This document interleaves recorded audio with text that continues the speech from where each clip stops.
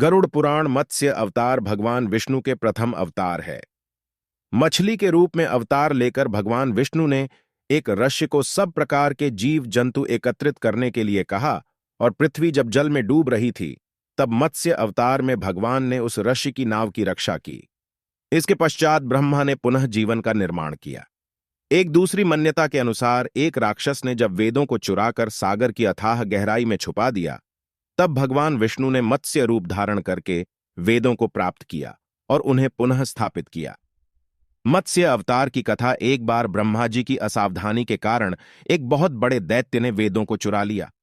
उस दैत्य का नाम हयग्रीव था। वेदों को चुरा लिए जाने के कारण ज्ञान लुप्त हो गया। चारों ओर अज्ञानता का अंधकार फैल गया और पाप तथा अधर्म का बोलबाला हो गया। तब भगवान विष्णु ने धर्म की रक्षा के लिए मत्स्य रूप धारण करके हयग्रीव का वध किया और वेदों की रक्षा की। भगवान ने मत्स्य का रूप किस प्रकार धारण किया, इसकी विस्मयकारिणी कथा इस प्रकार है। कल्पांत के पूर्व एक पुण्यात्मा राजा तप कर रहा था। राजा का नाम सत्यव्रत था। सत्यव्रत पुण्यात्मा तो था ही, बड़े उदार हृदय का भी था। प्रभात का समय था, सूर्योदय हो चुका था। सत्यव्रत कृतमाला नदी में स्नान कर रहा था। उसने स्नान करने के पश्चात जब तर्पण के लिए अंजलि में जल लिया तो अंजलि में जल के साथ एक छोटी सी मछली भी आ गई। सत्यव्रत ने मछली को नदी के जल में छोड़ दिया। मछली बोली, राजन, जल के बड़े बड़े जीव छोटे छोटे जीवों को मारकर खा जाते हैं।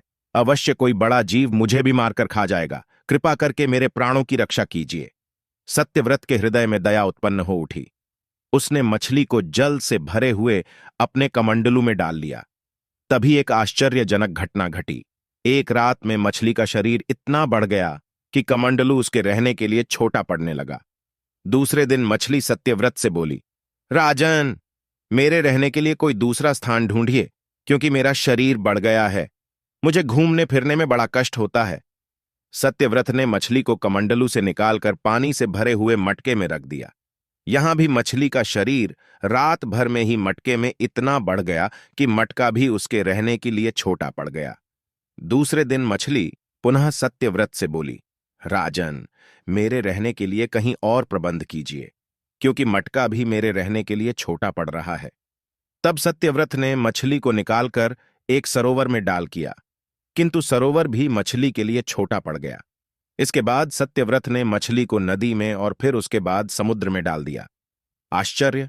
समुद्र में भी मछली का शरीर इतना अधिक बढ़ गया कि मछली के रहने के लिए वह छोटा पड़ गया। मछली पुनः सत्यव्रत से बोली, राजन, यह समुद्र भी मेरे रहने के लिए उपयुक्त नहीं है। मेरे रहने की व्यवस्था कहीं और कीजिए। अब सत्यव्रत विस्मित हो उठा। उसने आज तक ऐसी मछली कभी नहीं देखी थी। वह विस्मय भरे स्वर में बोला, मेरी बुद्धि को विस्मय के सागर में डुबो देने वाले आप कौन हैं? मत्स्य रूपधारी श्रीहरि ने उत्तर दिया, राजन, हयग्रीव नामक दैत्य ने वेदों को चुरा लिया है। जगत में चारों ओर अज्ञान और अधर्म का अंधकार फैला हुआ है। मैंने हयग्रीव को मारने के लिए ही मत्स्य का रूप धारण किया है। आज से 7वें दिन पृथ्वी प्रलय के चक्र में फिर जाएगी। समुद्र उमड़ उठेगा, भयानक वृष्टि होगी, सारी पृथ्वी पानी में डूब जाएगी। जल के अतिरिक्त कहीं कुछ भी दृष्टिगोचर नहीं होगा। आपके पास एक नाव पहुंचेगी। आप सभी अनाजों और औषधियों के बीजों को लेकर सप्त ऋषियों के साथ नाव पर बैठ जाएगा। मैं उसी समय आपको पुनः दिखाई पड़ूंगा और आपको आत्मतत्व का ज्ञान प्रदान करूंगा। सत्यव्रत उसी दिन से हरि का स्मरण करते हुए प्रलय की प्रतीक्षा करने लगे। 7वें दिन प्रलय का दृश्य उपस्थित हो उठा। समुद्र भी उमड़कर अपनी सीमाओं से बाहर बहने लगा। भयानक वृष्टि होने लगी। थोड़ी ही देर में सारी पृथ्वी पर जल ही जल हो गया। संपूर्ण पृथ्वी जल में समा गई। उसी समय एक नाव दिखाई पड़ी। सत्यव्रत सप्त ऋषियों के साथ उस नाव पर बैठ गए। उन्होंने नाव के ऊपर संपूर्ण अनाजों और औषधियों के बीज भी भर लिए। नाव प्रलय के सागर में तैरने लगी। प्रलय के उस सागर में उस नाव के अतिरिक्त कहीं भी कुछ भी नहीं दिखाई दे रहा था। सहसा मत्स्य रूपी भगवान प्रलय के सागर में दिखाई पड़े। सत्यव्रत और सप्त ऋषिगण मत्स्य रूपी भगवान की प्रार्थना करने लगे। भगवान से आत्मज्ञान पाकर सत्यव्रत का जीवन धन्य हो उठा। वे जीते जी ही जीवन मुक्त हो गए।